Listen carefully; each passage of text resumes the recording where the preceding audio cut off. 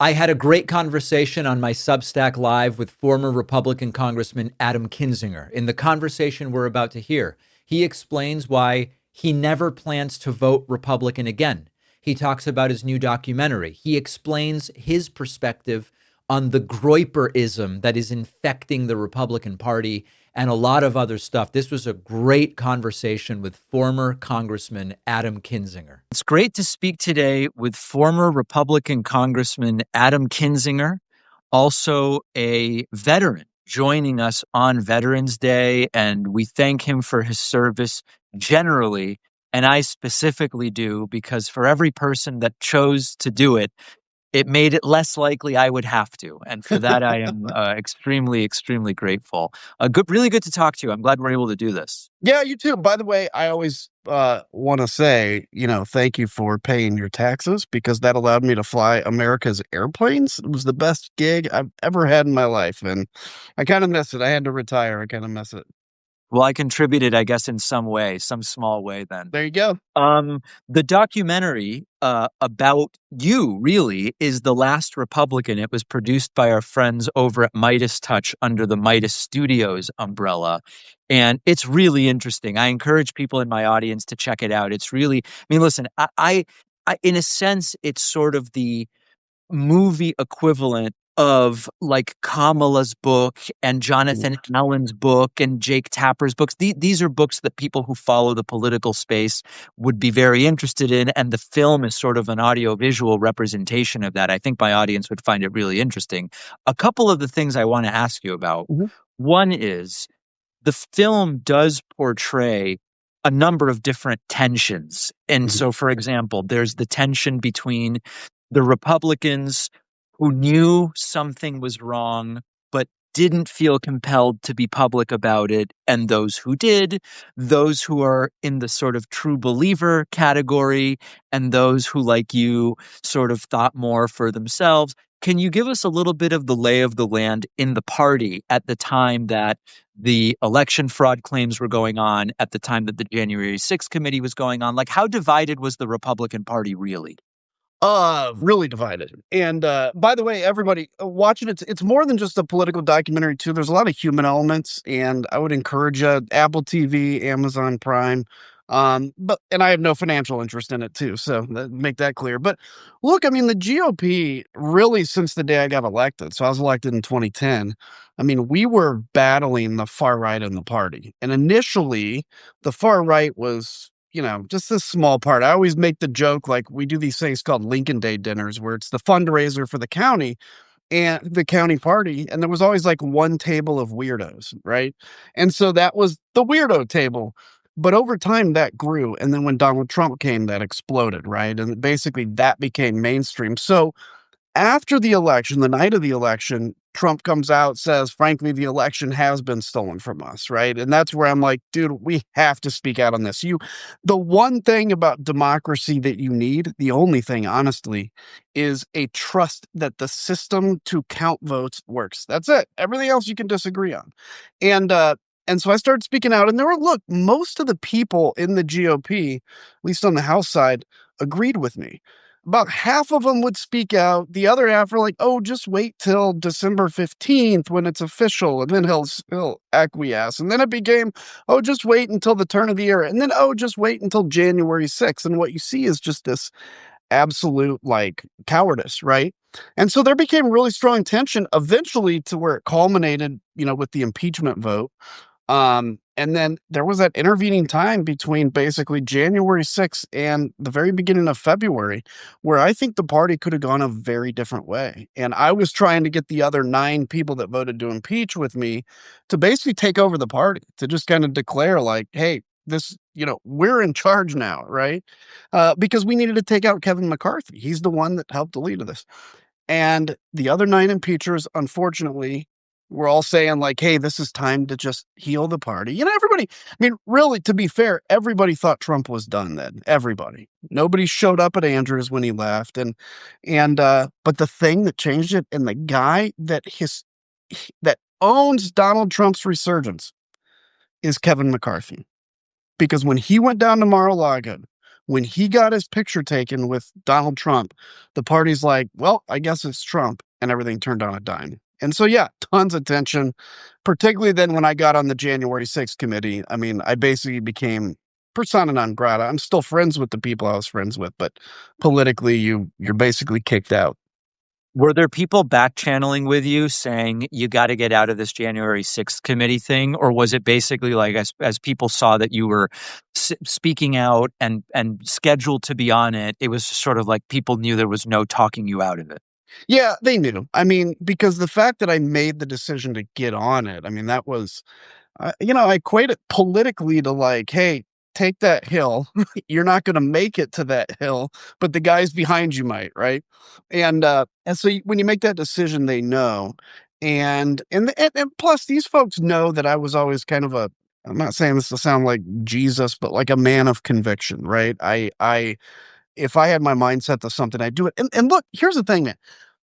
The oath that you take, I think, forced you to have to vote to impeach and, to serve on the committee if asked. Unfortunately, there were only two of us that made that decision, but the oath is very clear: defend the Constitution. And that day, the Constitution wasn't defended. So, but I would still have for a while, and it was maddening, and people would come up to me and be like, hey, thanks for doing it. I can't do it because my district's too Republican, but thank you. And I'm like, dude, my district is like super Republican too, but okay, whatever makes you feel good. There's this thing that definitely happens on both sides to a degree. And I'll give you an example from the left. I was just at Crooked Con in DC over the weekend. And I spoke to, I'm not going to out anybody, but I spoke to like 5 people, prominent either lawmakers or like podcast independent media people, Mhm. who confided in me. My actual opinion about X thing is the following: I can't say that right now because the risk I would become Yeah. PNG, persona non grata. And I think that this is terrible. It's a form of self censorship. People in my audience, I think, would be shocked to hear who these people were and what the topics were. And I wonder, when it came to that in the Republican Party at this time, was it about, I'm worried Trump will target me if I do this? I just want to maintain access to power if he eventually comes back into power. Like, what was the motivator for people who had an opinion, but they weren't saying it? So here's the thing that I if I forget, remind me, because I'd like to come back to how you opened it. I've come to believe that people fear more than they fear death. They fear being kicked out of their tribe. They also fear when you're a person with a title. I mean, keep in mind, when you're a U.S. congressman, any room you walk into, except in the White House, you are the most powerful person in that room and probably the center of attention. That becomes a pretty powerful kind of identity, how you see yourself. So I think a lot of it was they were fearful because they knew that they would have to basically give up their job to do it. And there's a sense of, I'll be kicked out of the tribe. I'll be excommunicated. And that's a scary thing. Trust me, I've gone through it. It's not fun. I think there was some of that. There's also, yes, Donald Trump can make an example of me, but the thing people feared the most was the base. The base of Republican voters that Donald Trump had turned into a cult. I mean, let's just be clear. Not every Republican is in the cult, but every one of the hardcore MAGAs, it is. And what you see in cult behavior, by the way, is you see a leader that basically creates this, do whatever I say, even if it doesn't make sense. You have that. But the one thing, and Democrats can learn from this, that Donald Trump does really well is he forgives. Okay. So if you decide you want to come crawling back, I could do this tomorrow and I'd be in the White House tomorrow. If you decide you want to come crawling back, he'll allow you to.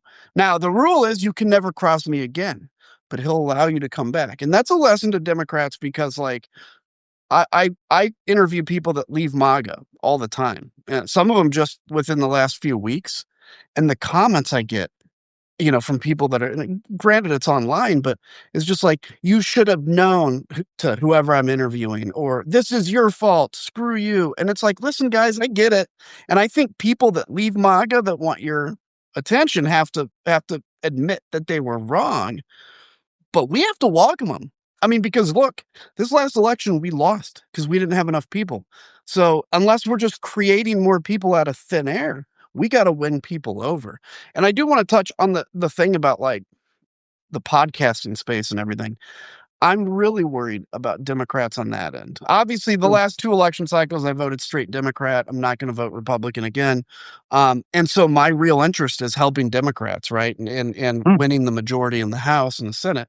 Um, this happened in the Republican Party, where there became this litmus test, and if you go outside of it or you have a different opinion, you lose donations, you lose sponsors, you lose whatever, and so you create a perfect environment for somebody like Trump to come along. For Democrats, look, I've experienced this with my Substack, right? You write something that's not exactly in line or perfect, and people will, "Oh, I'm unsubscribing," right? "I'm leaving. I thought you Yep. were different."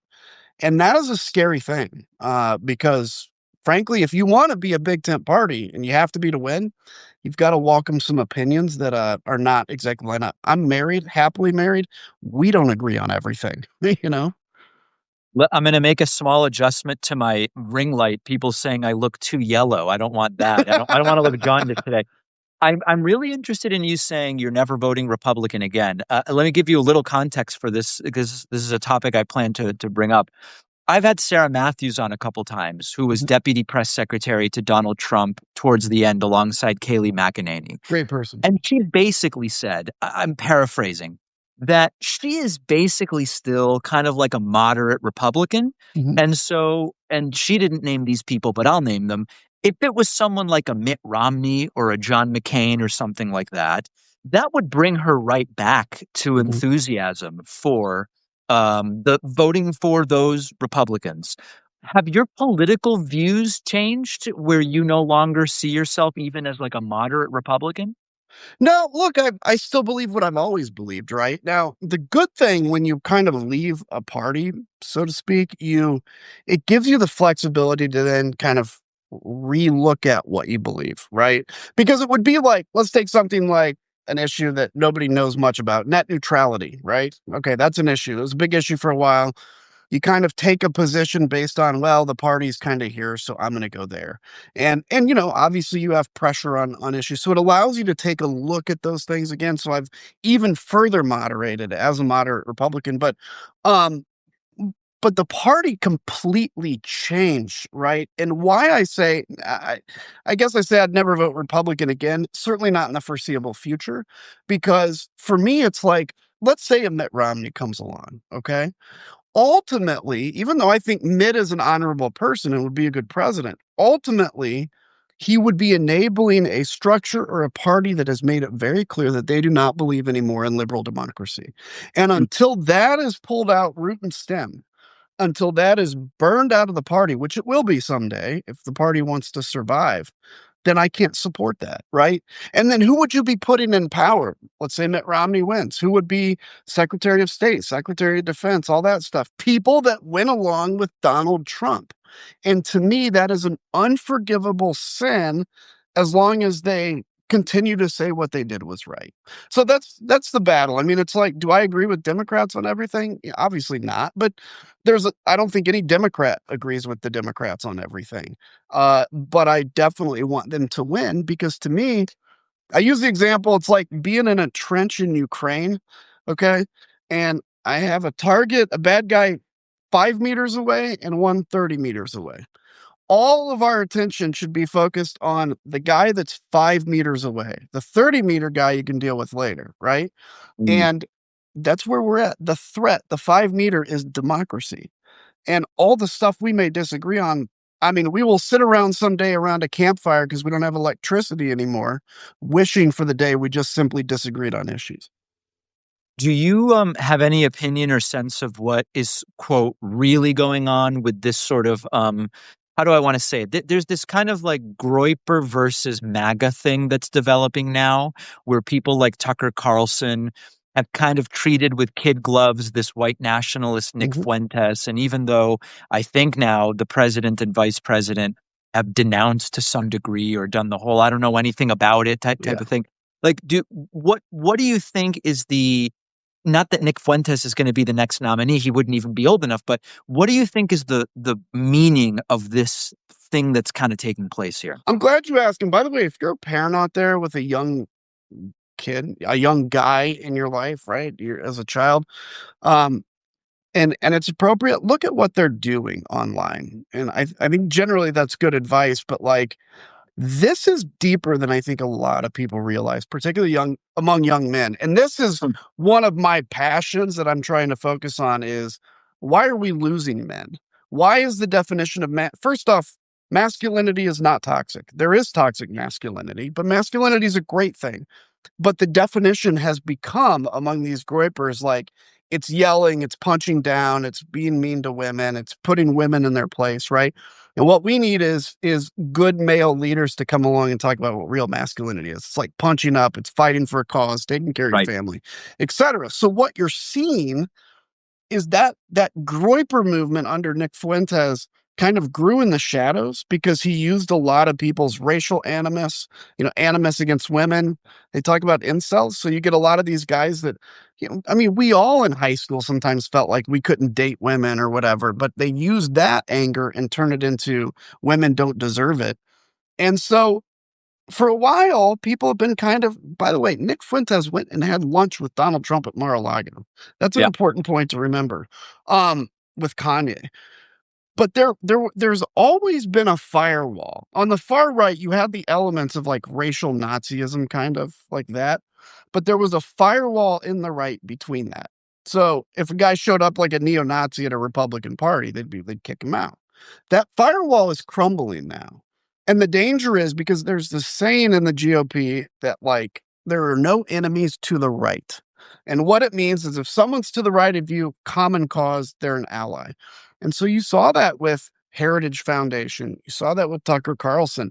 And so what do I make of it? That this is a very dangerous moment where we are about to mainstream, or at least I will say somewhat acceptable, people that are straight up neo-Nazis and racist. I mean, look, Maybe tolerance is the right word. There's a growing yeah, tolerance, a if not growing embrace. tolerance. I don't know. That's a good way to put it. Think about this, man.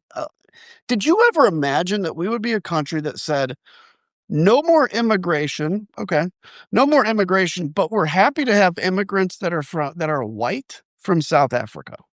That's our new immigration policy, right? Yeah. Or you Those see, videos, by the way, the videos of the refugees from South Africa who are wearing cargo shorts and look like they're getting off of a mediocre cruise. It's yeah, surreal stuff. it is surreal. And that, and who's the one driving that? Elon Musk. Why did Elon Musk kill USAID? Because it helps people that aren't white. I mean, that's what is really going on here. And I don't know, it's frightening. I never imagined the country would ever go back to like this. Yeah. In thinking about 2028 a little, and I don't want to do a lot of this because I try to always keep my eyes on the next election, but Mhm. but I want to mention a little bit about it. In thinking about 2028, the polling is this is JD Vance's. At the same time, rarely is the polling 3 years out Yeah. indicative of who ends up being the nominee. And I think that that's an important thing to keep in mind. But there's a movement that's been writing to me saying it's going to be like a Marco Rubio type person, someone adjacent to Trump. But I think if it's not Vance, I think it's because there's been a revolt against everything Trump touched, and it won't be Rubio either. Yes. So in my head, I'm trying to say what's more likely? An extreme right winger, if it's not someone from Trump's inner circle, or someone like a Romney. And I don't actually know the answer because I don't know what the Republican voters want. Yeah. I mean, look, if you'd asked me this question a couple of years ago, I probably would lean more towards the GOP is going to touch the stove and then learn its lesson. Now, I still believe that. I just think it's going to be way in the future. The Republican Party has to lose elections, right? That's the deal. They have to lose the presidential election in order to kind of wake up. So I think the second, this is part of why Donald Trump is being so cagey about running for a third term. I want to be clear to everybody, Donald Trump will not be president again. He can't run for a third term. It is clear in the Constitution. They're trolling. But the second he says, yeah, I'm not going to run again, all of a sudden he's a lame duck. And now there's competition. You're already seeing this bubble up. There was always this belief that like Rubio and Vance were buddies and they were going to run together. I'm already seeing stories leaked that Vance has leaked against Rubio, right? Particularly with Venezuela. And so that is going to be a battle in the party. And Hmm. who is going to win? If I was a betting man and had to bet, I would say probably a not JD Vance because he's not good, but somebody that like has that viewpoint. But I don't know because Donald Trump is unique. He is uniquely able to like be shameless, and he's got a superpower. We have to admit it. And none of these guys have that. So the key is who's going to be the Republican? I don't know, but Democrats have to win in 28, particularly not just for the country, but also to save the Republican Party from itself. My view on the Democratic primary of 28 is I say get everybody in. Mhm. I really think that the widest and most robust primary is going to put the party in the strongest position. And the truth is, there are some people dabbling here or that would be competing for some of the same voters. Like, for example, I think Gavin Newsom, Josh Shapiro, and to a slightly lesser extent, Wes Moore would be competing for a lot of the same voters. And you might think, oh, well, in that case, only one of them should run. No, I think anybody who wants to really should run here. And then if AOC is interested, have her run. I mean, I think the point of this is there really should be an evaluation where there are lots of choices. So no one can say we didn't really have a choice from X wing. And that will, I think, put whoever ultimately comes out on top in the strongest position to say, I really won it. I agree. And I think that happens all the time. I mean, look, it's like putting somebody through the fire. Like, I know when I've had tough elections, I am much better at the art of politics after that tough election because you're forced to do it. You're forced to, over and over and over, say what you believe. You're forced to raise money, which unfortunately is a requirement. Um, and you're forced to go out and grab voters. Now, here's the thing. If you have, imagine this as Democrats, if you have like a conservative or centrist Democrat all the way to a big lefty Democrat, you've widened the aperture of people that are going to vote Democrat in a primary. Well, Right. somebody that votes Democratic in a primary is very likely to vote Democratic in a general election. It is very rare. Now, one exception was Bernie, and a lot of people that voted for Bernie voted for Trump. But generally, if you are participating in a Democratic primary, you'll vote for the Democratic candidate. So let's say you had a conservative Democrat run, right? Like an old school conservative. They lose, but they still brought new people to pull a Democratic ballot for the first time. That is good for the party. That is good for the party. To go back a little bit to your journey, just in the last few minutes we have, do you have an interest in getting back into elected politics?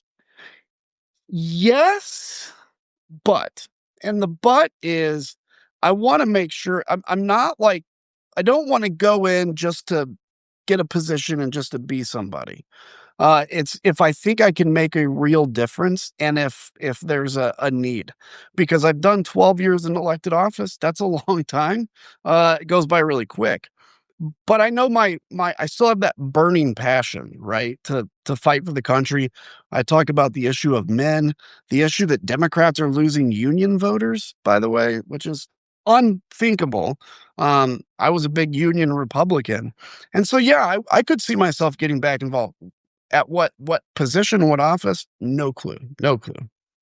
I have a couple friends I'm thinking of who are in industries where they immediately run to any former members of the House or Senate that they believe can make important connections for them. Mhm. And I was stunned when one friend in particular told me, hey, this elected official and this former elected official, we've cut them checks for high six figures or seven figures just for individual introductions that let Yep. us make obviously much more than that.